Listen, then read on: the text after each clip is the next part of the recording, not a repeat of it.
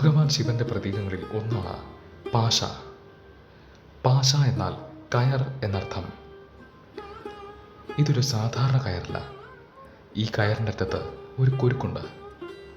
സാധാരണഗതിയിൽ കുരുക്കുള്ള കയർ എന്ന് പറയുമ്പോൾ അത് ഒരു അപകടമാണ്. പക്ഷേ ഒരു യോഗി പറയുന്നത് ഈ കുരുക്ക് അപകടമല്ല, മറിച്ച് മനോഹരമായ ഒന്നാണെന്നാണ്. അദ്ദേഹം പറയുന്നത് തിരഞ്ഞെടുക്കപ്പെട്ട ചിലർക്ക് മാത്രം ഭഗവാന്റെ ഈ കുരുക്ക് ലഭിക്കുന്നു അത്രേ.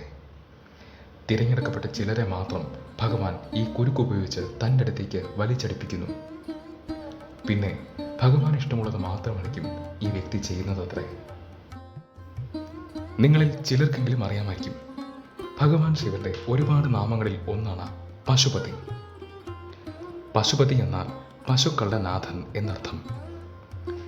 പശു എന്ന വാക്ക് കേൾക്കുമ്പോൾ മലയാളത്തിലെ പശു എന്ന വാക്കിനെ കുറിച്ച് ഓർക്കരുത്, തെറ്റിദ്ധരിക്കരുത്. സംസ്കൃതത്തിലെ പശു എന്ന വാക്കിന് കുറെ കൂടി വലിയൊരു അർത്ഥമുണ്ട്. സാധാരണഗതിയിൽ ഏതൊരു മൃഗത്തെയും പശു എന്ന സംസ്കൃതത്തിൽ വിളിക്കുന്നു. പക്ഷെ അതിനുമപ്പുറം കുറച്ചും കൂടി ആഴമുള്ളൊരർത്ഥം ആ വാക്കിനുണ്ട്. പശു എന്ന വാക്കിൻ്റെ അർത്ഥം ഇതാണ്: ഇൻസ്റ്റിങ്ക്ട്സ് which we have as animals. A person whose life is bound by limitations.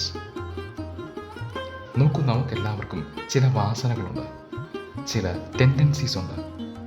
നമ്മൾ ഈ വാസനകൾക്കനുസരിച്ചാണ് ജീവിക്കുന്നത്. ഇങ്ങനെ ജീവിക്കുന്ന ജീവിതം പരിമിതികൾക്കുള്ളിൽ ജീവിക്കുന്ന ജീവിതമാണ്, ലിമിറ്റേഷൻസ് ഉള്ള ജീവിതമാണ്.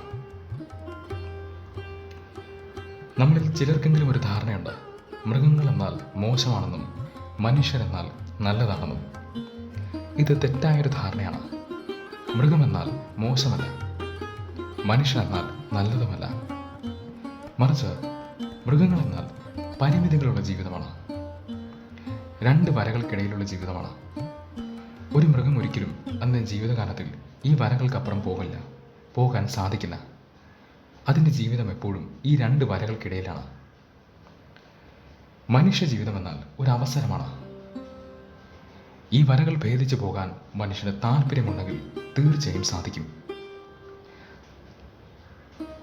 പക്ഷെ സാധാരണഗതിയിൽ നമ്മളിൽ മിക്കവരും ഈ രണ്ട് വരകൾക്കിടയിലാണ് ജീവിക്കുന്നത്. ടെൻഡൻസികൾക്ക്, വാസനകൾക്ക് അനുസരിച്ചാണ് ജീവിക്കുന്നത്. അതുകൊണ്ട് നമ്മൾ നമ്മളെ മനുഷ്യർ എന്ന് വിളിക്കുമ്പോഴും ഉള്ളുകൊണ്ട് നമ്മളും പശുക്കളാണ്. ഭഗവാൻ ശിവൻ ഈ പശുക്കളുടെ എല്ലാം നാഥനും. അതുകൊണ്ട് അദ്ദേഹത്തെ പശുപതി എന്ന് വിളിക്കുന്നു.